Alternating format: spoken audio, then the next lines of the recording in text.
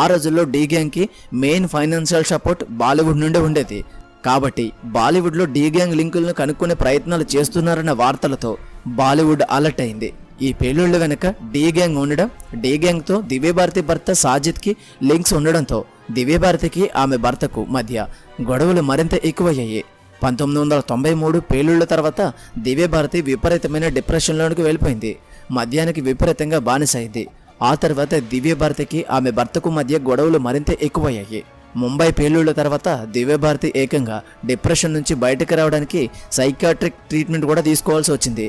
Divya Bharati psychiatric treatment తీసుకున్న సమయంలో 1993 ఏప్రిల్లో షూటింగ్స్లో ఎక్కువగా పాల్గొనలేకపోయింది. ఎలాంటి ప్రీ ఇంటిమేషన్ లేకుండా షూటింగ్స్ క్యాన్సిల్ చేస్తూ ఉండేది. ఇలా తీవ్రమైన ఒత్తిడిలో ఉన్న సమయంలో 1993 ఏప్రిల్ 5న దివ్యభారతి తన ఇంట్లో ఉండగా సాయంత్రం దివ్యభారతి ఫ్రెండ్ మరియు కాస్ట్యూమ్ డిజైనర్ నేతలు